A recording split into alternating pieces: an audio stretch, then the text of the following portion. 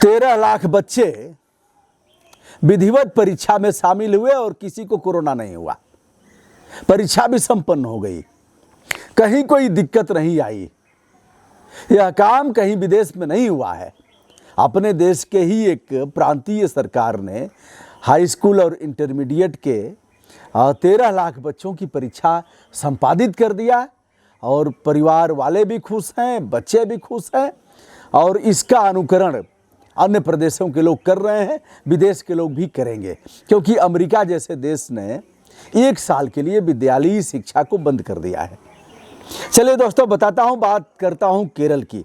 केरल में 13 लाख बच्चे जो परीक्षा देना था, जिनको 3000 परीक्षा केंद्र बनाए गए। कैसे हुआ इसको बताता हूँ। परीक्षाएं तो हर जगह रुकी हुई हैं, उत्तर प्रदेश, बिहार और तमाम प्रांतों में आधी परीक्षाएं हो गई, आधी परीक्षाएं रोक दी गई, कुछ परीक्षाओं की शुरुआत ही नहीं की गई। ग्रेजुएशन स्तर की परीक्षाएं आधा करके रोक दी गई। इसके साथ ही बीएड की प्रवेश परीक्षा है, अन्य प्रवेश परीक्षाएं अभी भी रुकी हुई हैं। इसी में टेट सीटेट की भी परीक्षाएं जो भी हैं, तमाम परीक्षाएं हैं, दर्जनों की संख्या में परीक्षाएं हैं। भारतीय प्रशासनिक सेवा और ऐसी परीक्षाओं को भी रोक दिया गया, उनके डेट लगातार बढ़ाए गए। अभी डेट निर्धारित किया गया, उस डेट पर भी होगी या नहीं होगी कहा नहीं जा सकता। आइए हम केरल की बात करते हैं दोस्तों। केरल में 13 लाख बच्चों ने परीक्षा दिया।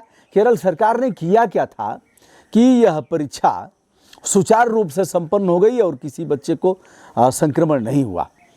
देखिए, किया था उन लोगों ने जो 5 तरह के एहतियात बरते गए, जो सावधानियां बरती गई, वो यह है कि 13 लाख बच्चे थे और उनके लिए कुल 3000 परीक्षा केंद्र बनाए गए थे। उस पर उन केंद्रों पर 5000 इंफ्रारेड थर्मामीटर भेजा गया था, जिससे तापमान की जांच होगी। तो जाहिर सी बात है कि इसकी संख्या अधिक थी, 5000 इंफ्रारेड थर्मामीटर था, तो बच्चों की जांच करने में बहुत दिक्कत नहीं होगी। इतने थे, खट खट खट खट जांच हो जाएगी। अब आगे क्या किया कि 25 लाख मास्क परीक्षा से 5 दिन पहले ही उन परीक्षा केंद्रों पर पहुंचा दिए गए थे, और जिससे कि हर बच्चे को मास्क, अपने ढंग से स्तरीय मास्क वितरित किया गया। अगला था कक्ष निरीक्षक के साथ अतिरिक्त कक्ष निरीक्षक को भी जिम्मेदारी सौंपी गई थी। यही नहीं, एक कक्ष निरीक्षक ऐसा भी था जिसे स्वास्थ्य निरीक्षक कहा जाता है। वह बच्चों की देखभाल करेगा। बच्चे भी सुकून से थे कि यहाँ चिकित्सीय सुविधा हमें प्राप्त है। और क्या किया था, सुबह शाम परीक्षा केंद्र को सैनिटाइज किया गया और 3 मीटर की दूरी पर सभी बच्चों को बैठाया गया था। यह परीक्षा संपन्न हो गई। कर्नाटक ने भी 6 लाख बच्चों की परीक्षाएं इसी प्रकार संपन्न करा दिया है। आगे वहाँ भी इसी तर्ज पर माध्यमिक शिक्षा की परीक्षाएं होनी है। आइए दोस्तों, जहां सारे कोचिंग सेंटर बंद हैं, जहां तमाम विद्यालय बंद हैं, विद्यालयों के खिलाफ लगातार सोशल साइट से लेकर के समाचार पत्र और उस जो तकनीकी क्षेत्रों में काम कर रहे लोग हैं, लगातार सचेत कर रहे हैं कि विद्यालय नहीं खुलना चाहिए, विद्यालय खुलेंगे तो बच्चे संक्रमित होंगे। मैंने भी एक दिन कोचिंग सेंटर जो हैं, तमाम दर्जनों कोचिंग सेंटर वाराणसी के दुर्गा कुंड में, हमने भी वहाँ एक वीडियो करके उनसे भी कहा था, जो कोचिंग के संचालक हैं, कि भैया ऑनलाइन शुरू कराइए। बच्चों से भी कहा था कि आपको इंतज़ार करने की आवश्यकता नहीं है कि विद्यालय खुलेंगे और हम जाएंगे उसमें पढ़ेंगे, पता नहीं कितना चलेगा। अगर कुछ विद्यालयों में बच्चे संक्रमित पाए गए तो जाहिर सी बात है कि फिर हड़कंप मचेगा और विद्यालय में ताले लग जाएंगे। लोग अगर गुस्सा उतारेंगे तो यह भी कानून व्यवस्था की दृष्टि से एक बुरी बात होगी। तो मैंने किया था। अब आगे मैं उत्तर प्रदेश सरकार, बिहार और अन्य प्रांतों की सरकारों से चाहूँगा कि केरल और कर्नाटक के तर्ज पर करना क्या है भैया, इतना पैसा सब पानी में। सच बताएं, अगर इनका आंकड़ा लेंगे आप स्वास्थ्य विभाग और पंचायती राज विभाग का, जिन लोगों इतना किया है इन लोगों ने, कोई ऑडिट इसकी होनी नहीं है। पैसा आता गया और उसे दिखाते गए।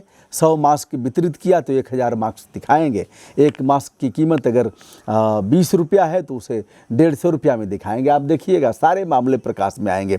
कई मामले मेरे पास हैं भी, लेकिन अब क्या चिल्लाया जाए। आप कहेंगे लोग कि आप देख नहीं पा रहे हैं, आपने कितना किया।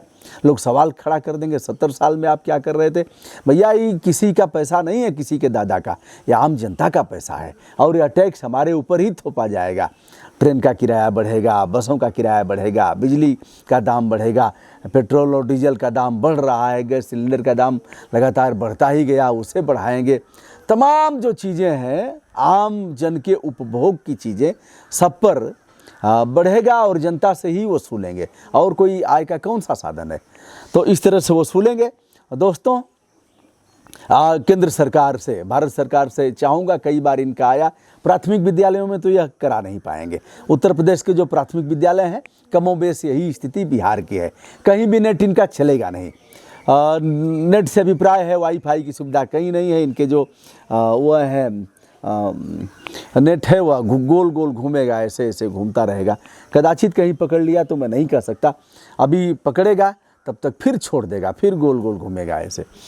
तो दोस्तों इसका अनुकरण करना चाहिए, अभी भी समय है। जो मानव संसाधन विकास मंत्री हैं निशंक साहब, कई बार उनके बयान आए, ऐसे कर रहे हैं वैसे कर रहे हैं, हुआ कुछ नहीं। तो देर करने की आवश्यकता नहीं है, कल कभी नहीं आता, शुरुआत आज और अभी से। विनम्रता के साथ सभी आत्मीय दोस्तों को ब्रजभूषण दुबे का सादर नमस्कार। यदि हमारे वीडियो आपको पसंद आते हों तो मैं चाहूँगा आप हमारे चैनल जो ब्रजभूषण मार्कंडेय के नाम से है उसे सब्सक्राइब, लाइक तथा शेयर करें। धन्यवाद।